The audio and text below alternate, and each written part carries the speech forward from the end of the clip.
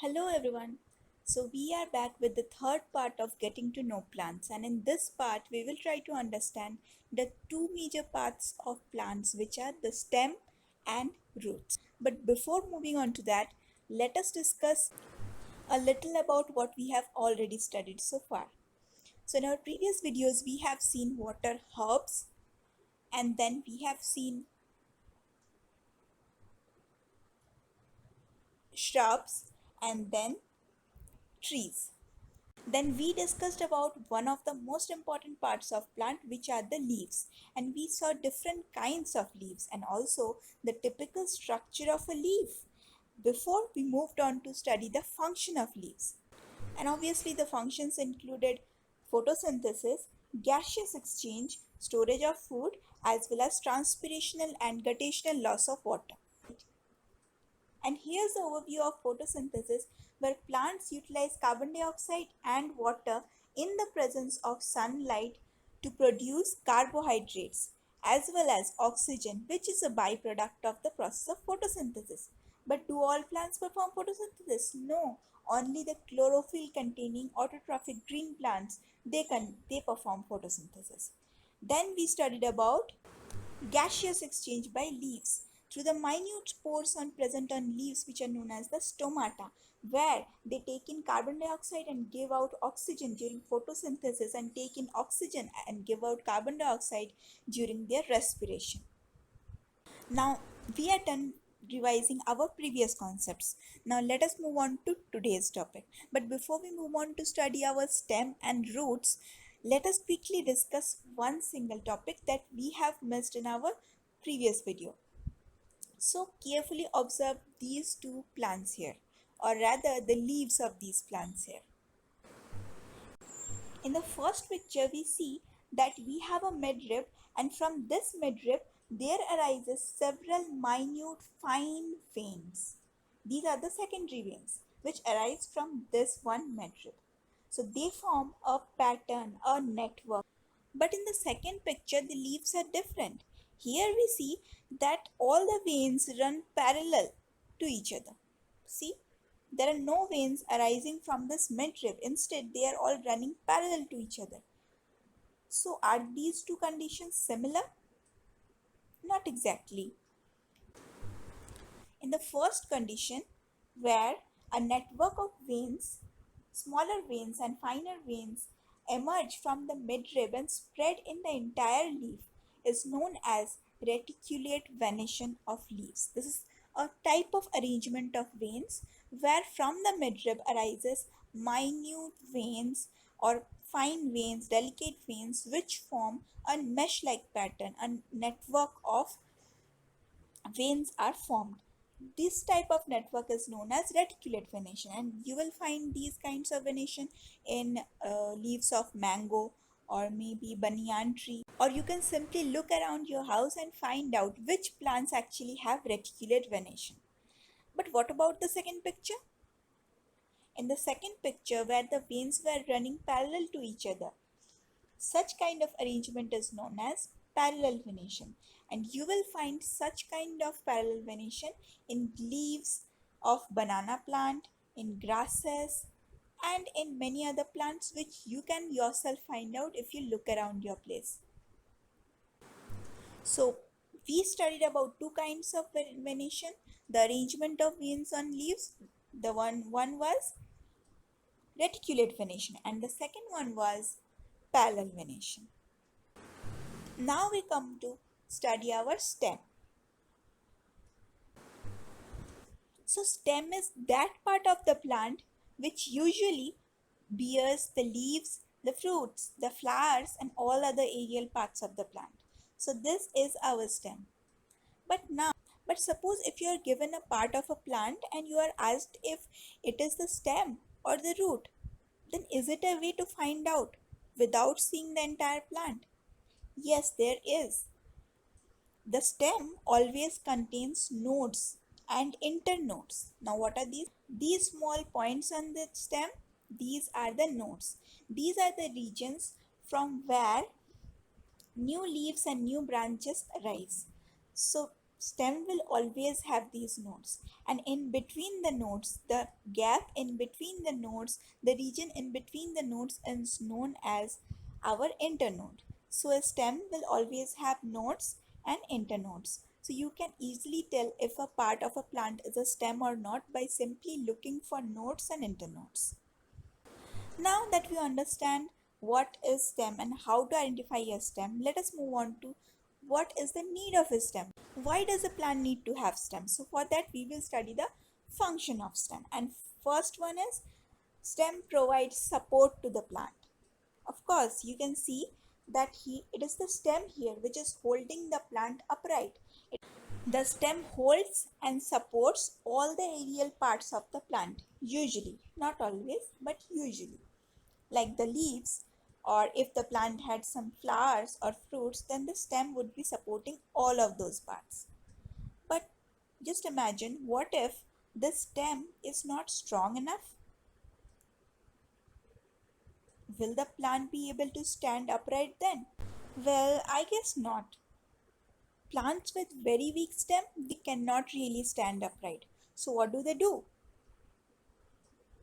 They can simply take the support of something else that is in their surrounding, something stronger, and climb up and stand upright, as in the case of money plant. Such plants are known as climbers. Climbers are plants with weak stems that climb up with the help of a support. Such plants are called climbers. But there are other plants also which cannot even climb up with the help of support. Such plants, they creep on this ground. They spread on the ground horizontally, and these are known as creepers. Example, pumpkin or watermelon. Now these creepers and climbers are different from herbs, shrubs and trees. So we form a separate category for them. So now let us classify plants once again. So there are basic five kinds of plants, namely herbs, shrubs, trees, creepers and climbers, and these are the examples of each kind of plants. I hope all of these categories are clear to you all, because we have discussed about all of them in detail. You can pause the video here or take a screenshot if you want to. Before we move on to the next function of our stem, and the next function is transportation of photosynthetic food and water and minerals along the length of plant. Now this explains how the food that is prepared in the leaves reach other parts of the plant, like the roots, which is down below. Yes, it is the stem that carry the food from the leaves to other parts of the plant. Similarly, it is the stem only which carries the water and minerals which are absorbed by roots to other parts of the plants, like leaves, branches, flowers and fruits. So stem performs a major activity, a major function in transportation of food, water and minerals. Now we come to the next function of our stem, which is photosynthesis. But we have studied already that it is the leaves which perform photosynthesis. Then now why are we saying that it is the stem which are performing photosynthesis? Because in rare cases, stems do perform photosynthesis as well, as in the case of this cactus plant. You know that cactus are desert plants. They live in desert. They grow in desert. So they have this tendency to minimize the loss of water, which happens mainly through leaves. So what they do is they modify their huge leaves into these small minute spine like structure. You can see these spines on the cacti. Yes, these are nothing but actually modified leaves. So these modified leaves now cannot perform photosynthesis because they do not have a huge surface area. So what do they do? How does the plant perform photosynthesis? Yes, through the stem. These flattened structure are actually the stem of the cactus plant. The stem of most cactus plant modify themselves to attain a flattened structure, a leaf-like structure, which is actually known as phylloclades, and they have chlorophyll as well, so they perform photosynthesis. So yes, in rare cases stem do perform photosynthesis, as in the case of most cactuses. The last function of stem that we are going to discuss is storage of food, as in the case of potato tubers. But how do we know if potato is actually a fruit or a stem? Simply by looking for nodes. Yes, these parts, these points on the potato tuber are actually the nodes of it. And from these nodes are arising small buds. These are actually new shoots. These are also called the eyes of potato, but actually these are nothing but nodes from where the new shoots are arising. If you plant these shoots, then they will grow up to become a new complete potato plant. So that was all about the function of stem. So let us quickly recapitulate what we have studied. First was to provide support to the plant, and if the plant has a weak stem, then it will either take help of something stronger and climb up, then it will be called as a climber. Otherwise it will only creep on the floor, on the ground, and it will be known as creepers. And based on that, we classify plants into 5 categories: herbs, shrubs, trees, creepers, and climbers. Now the next function of stem was transportation of photosynthetic food and water and minerals along the length of the plant. And the third point was storage of food, as in the case of potato tubers. And the last point was photosynthesis, as in the rare cases which occurs in cactuses. After talking all about leaves and stem, we are moving on to our next most important part, which is our roots. Now, roots are usually that part of the plant which remains under the ground. I said usually because not all roots are underground. There are some aerial roots as well, which we will discuss in our further classes. For now, let us stick to our underground roots only. So now we know what are roots. But then again, there are different types of roots. So let us see.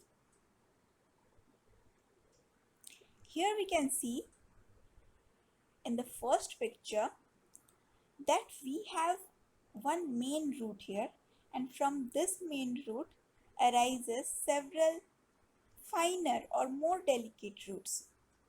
So these finer and more delicate roots are known as lateral roots, and this main root is known as taproot. Yes, so this root system is known as taproot system, where we have a main root, and from the main root arises several fine and delicate roots. So does it not remind you of anything else that we have already studied? I think this should remind of you of reticulate venation, where we used to have a midrib, and from this midrib there arises several other delicate fine veins, just as in this taproot, where we have a main root, and from this main root there arises several fine delicate lateral roots. So there is a connection between reticulate venation and taproot. And what is the connection basically? The connection is plants with taproot have reticulate venation on leaves.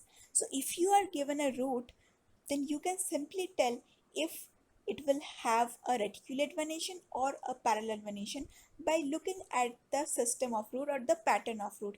Similarly, if you are given a leaf, then you can simply tell about the roots as well. Isn't it very interesting? Of course it is. And this particular type of plant which have reticulate venation on their leaves and tap roots, they are usually known as, I say usually, known as dicots. Yes, so these are dicots plants.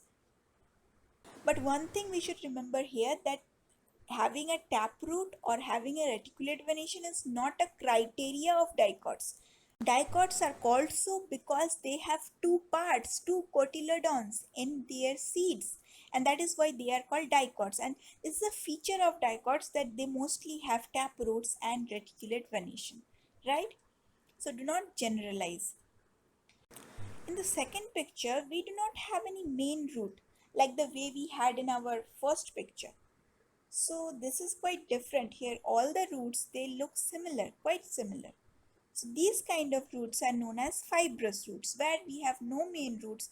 Instead, we have all similar looking bunch of roots arising directly from below the stem,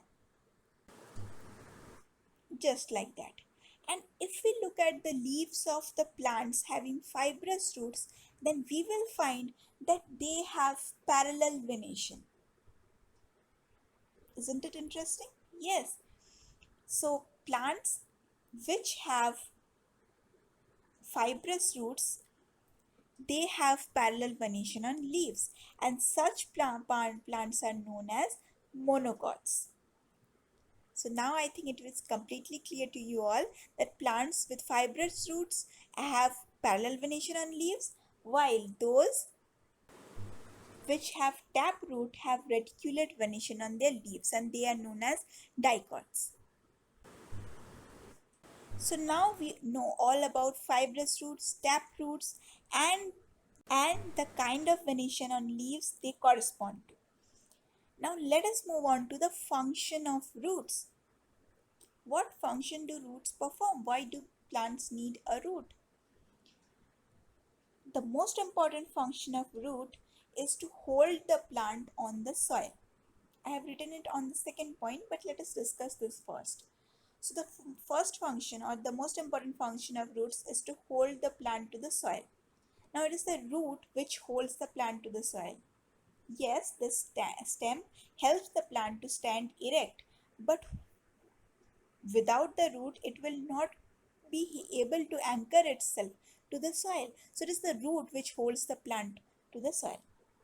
Now the second function of roots is the absorption of water and minerals from the soil. If you have a potted plant, will you water it on the leaves or on the stem or the flowers? No, we simply water on the ground. Why? Because we know that it is the roots which are going to take up, which are going to absorb the water, the minerals from the soil, and not any other part. So another most important function of roots is the absorption of water and minerals from the soil, and to conduct it to the stem, from where the stem can transport it to the other parts of the plant like the leaves, the fruits, and the flowers. So these are the two most important function of roots. Apart from that, there are some roots which modify themselves to store food, as in the case of radish or our carrot. So these are the main three functions of roots. Now before we end our today's video, I want to mention a very interesting plant here. This plant is known as Keralia Brachiata. And what is the specialty? Remember we talked about aerial roots? Yes, this plant has plenty of aerial roots. You can see here that the aerial roots are actually growing out from the trunk of the tree, the stem of the tree. So we cannot say that the roots are always underground. There are some, because there are some roots which actually grow above the ground, right? So that's all about today's video. Thank you.